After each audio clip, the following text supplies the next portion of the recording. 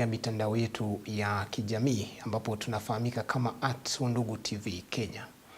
Rais William Ruto amewataka viongozi wa upinzani kukoma kuwachochea Wakenya kuandamana dhidi ya bei ya mafuta nchini na badala yake kuwaambia Wakenya ukweli wa mambo kuhusu chanzo cha mfumuko wa bei ya mafuta.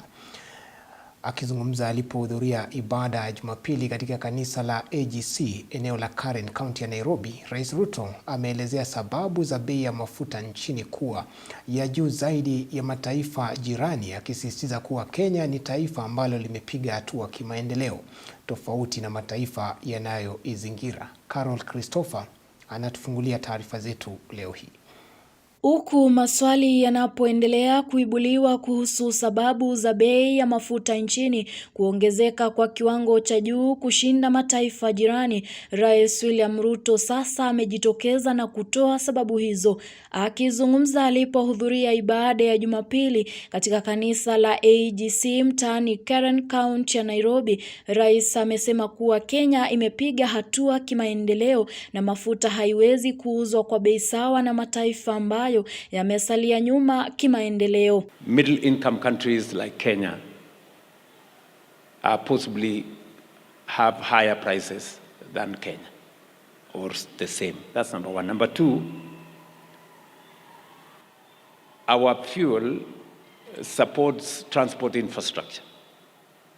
I just want Kenyans to know that we have 20,000 kilometers of tarmac to maintain.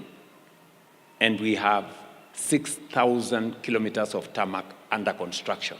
Rais ameahidi kuwa serikali yake imejitolea kuhakikisha kwamba inapunguza bei hiyo na kuirejesha katika kiwango kilichokuwepo kabla ya vita kati ya Marekani na Iran. But I want to thank Parliament also for stepping in when I proposed to Parliament changes to our tax structure. They did it expeditiously.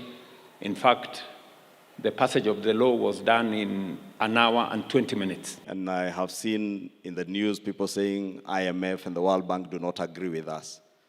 But we have taken measures to adjust our VAT on fuel from 16 to 8% so that we mitigate on the pain on the pump for the people of Kenya. Rais William Ruto baadaye amewahutubia wenyeji wa eneo la Lang'ata na kuwakashifu viongozi wa upinzani, akiwataka kusitisha siasa za matusi na kejeli na badala yake kuwaambia Wakenya ajenda yao ya maendeleo. Hakuna haja ya matusi, hakuna haja ya kutukana watu, hakuna haja ya majina, hakuna haja ya kiburi, hakuna haja ya madharau, hakuna haja ya hasira, hakuna haja ya kisirani. Wewe kama uko na maneno, tuambie ajenda yako ni gani, mpango yako ni gani, sera yako ni gani, maono yako ni gani. Wakenya wako na masikio, wako na akili, watajua kama uko na mpango ama hauna.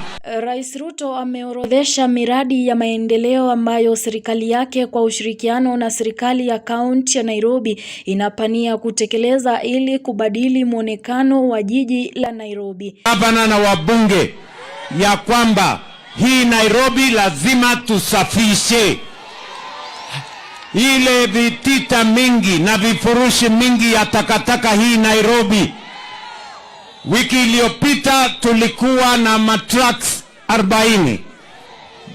Wiki hii tunasukuma inakuwa trucks 150 mpaka tufikishe trucks 250. Carol Christopher, Undugu TV.